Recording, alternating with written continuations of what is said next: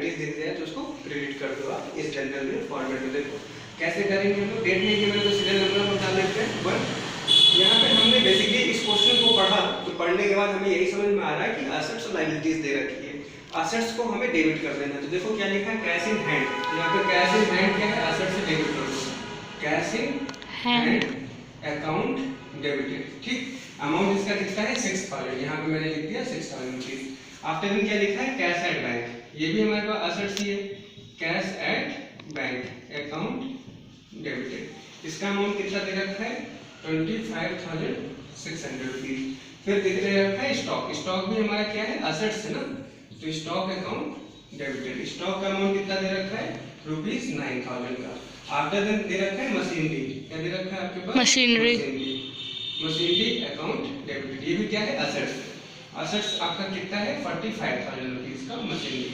After then क्या दे रखा है फर्नीचर, फर्नीचर क्या है एसेट्स या लायबिलिटी, एसेट्स, तो फर्नीचर अकाउंट डेबिटेड। अमाउंट कितना दे रखा है फर्नीचर का ₹18,000।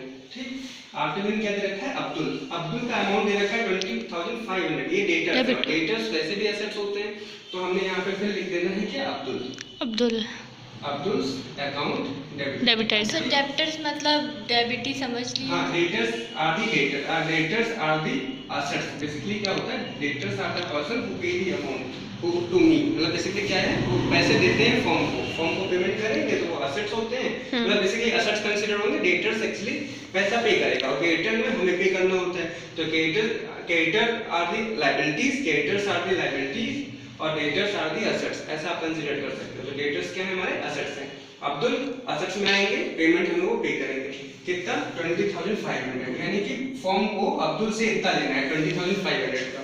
और नीरज से कितना लेना है, Neeraj account debited, Neeraj account debited 26,000 लेना है, right. Yes sir. After then क्या है लोन, लोन हमारी लायबिलिटी है तो यहाँ पे ये टू साइड में आ जाएगा, टू लोन अकाउंट। ठीक, और ये लोन अकाउंट आएगा तो यहाँ पे आएगा कितना 50,000, राइट, पेमेंट आ जाएगा इसका। इसके बाद में क्या है अमित, ये भी क्या है क्रेडिटर है, ये भी लोन, ये भी क्या हो जाएगा हमारे पास लायबिलिटी हो जाएगी। तो अमित अकाउंट, ये हमारे पास क्या करना है क्रेडिटर है तो यहाँ पे आ जाएगा 6,700। आपको पता है कि जनरल में क्या होता है debit and credit are the same, debit का अमाउंट और क्रेडिट का अमाउंट सेम होगा, लेकिन यहाँ देखने से नहीं लग रहा है कि डेबिट और क्रेडिट सेम आ रहा है।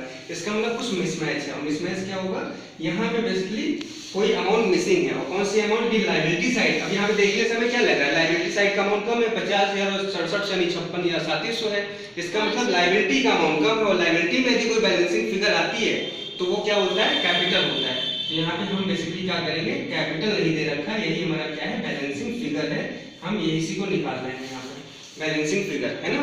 तो यहाँ से हम क्या करेंगे, इसको ऐड कर ले डेबिट साइड वाला और इसको ऐड कर ले, डेबिट में से ओवरऑल इसको घटा देंगे क्रेडिट साइड वाला अमाउंट, तो बैलेंसिंग फिगर कैपिटल का आ जाएगा, राइट। अब देखो लेस करें तो कैसे पता चलेगा, हम पहले तो ऐड कर लो इसको 25 6 31,600 ये आ गया मेरे पास, 9,000 ये आ गया, 9,000 यानी 40,600 आ गया।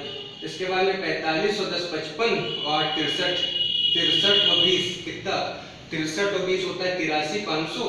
तो यहाँ पे 83,500 एक अमाउंट ये आ गया और 26,000 रुपए का एक अमाउंट ये आ गया।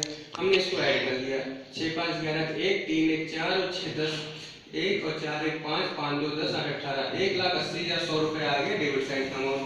क्रेडिट साइड पे कितना है 50 या 56 या 700 रुपए, कितना है 56 या 700। लेस कर दिया 0 0 11 में से 7 गया 4, यहाँ पे बचा 9 में से 6 गया 3, यहाँ बचा 17 में से 5 गया 12, 1,23,400 रुपए आया बैलेंसिंग फिगर। यही हमारे पास क्या था कैपिटल का अमाउंट। ठीक है, यहाँ पे आप नरेशन आप लिख दो, नरेशन क्या लिख दोगे बीइंग क्या बीइंग एसेट्स एंड लायबिलिटीज